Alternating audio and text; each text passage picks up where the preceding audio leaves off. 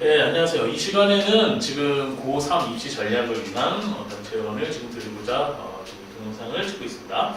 여러분들이 많이들 이제 고3이라고 하면 입시 전략이라고 하는 게 사실 지금 와서 얘기하는 게 그다지 의미가 없을 수도 있습니다. 이미 나름의 전략을 다 가지고서 진행 중이라고 생각이 되기 때문에 그러나 이런 얘기가 왜 그럼 필요한가를 생각을 해보면 실제 어떤 학생들은 아직 이런 것들이 좀 분명히 불확실한 사람들이 있습니다. 그러니까 그냥 어떻게든 되겠지 좀 막연한 경우들이 있고요.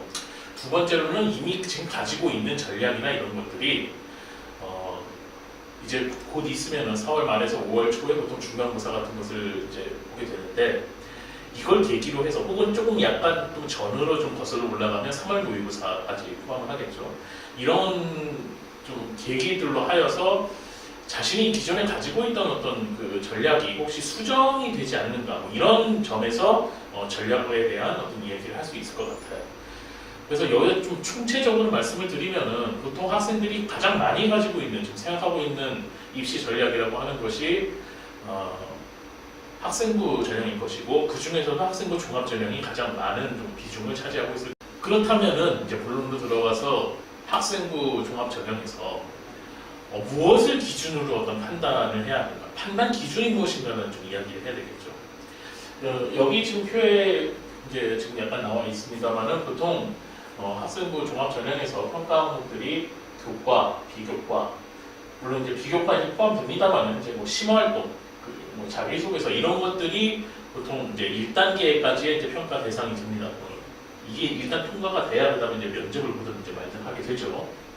그러면 이런 것들이 모두 평가 기준이 되니까 자신의 판단 기준이 이걸 삼을 수 있느냐. 근데 여러분도 알고 있듯이 지금 학생부 종합 전형에서의 평가 기준이라는 거는 정성평가라고 그래가지고 특별한 어떤 기준이 확고하게 마련이 되어 있지는 않습니다.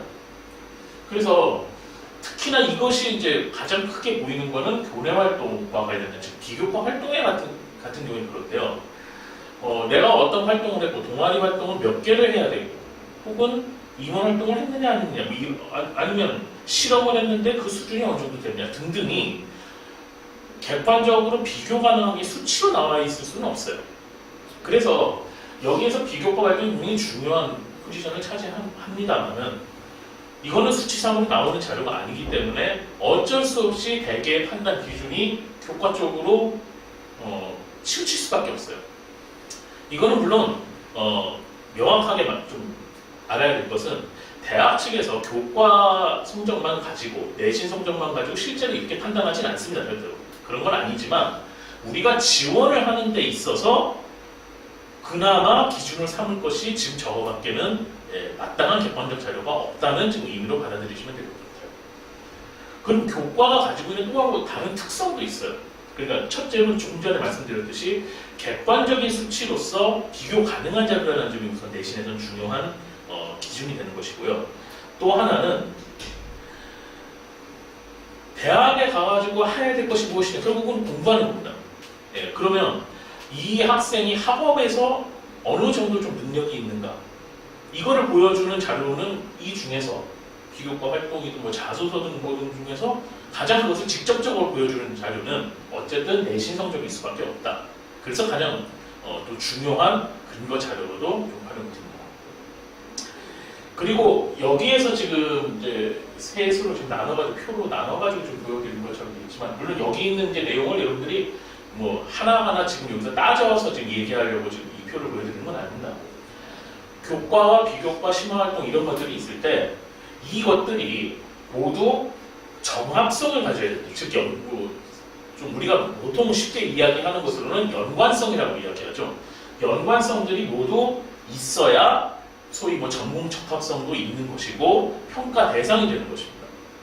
만약 교과의 그 성취도가 좀 미흡한데 비교과에서의 활동만 굉장히 수준 높은 실험을 하거나 혹은 굉장히 양이 많다거나 이렇다면은 연계성이 조금 이상해져요. 여러분들도 스스로 한번 생각해 보십시오. 그러니까 어떤 학생이 무슨 토론도 굉장히 잘하고 혹은 관심도 많고 동아리에서 그래서 무슨 뭐 통계 같은 것도 내보고 했다고 하는데 사회 성적은 그다지 좋지 않더라. 그럼 뭔가 연계성이 좀 이상하겠죠. 지금 제가 문과 쪽에 사례를 들었습니다. 이과도 마찬가지입니다. 예.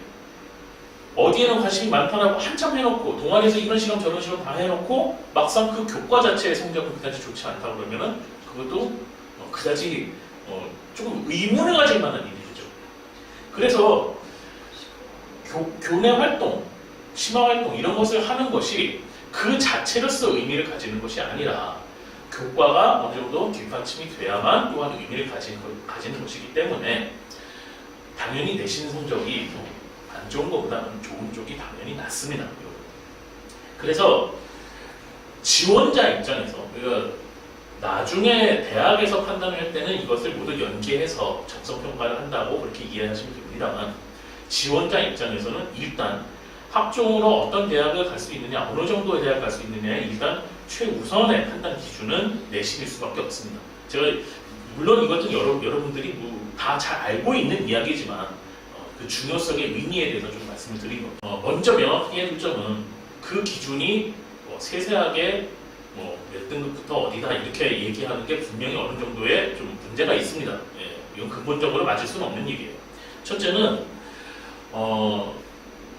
고등학교별로 그 판단이 똑같을 수가 없습니다. 가령 지방에 있는 학교가 일반고가 있고, 마이스터고가 있고, 특성화고가 있고, 일반고가 있고, 또 자사고도 있고요.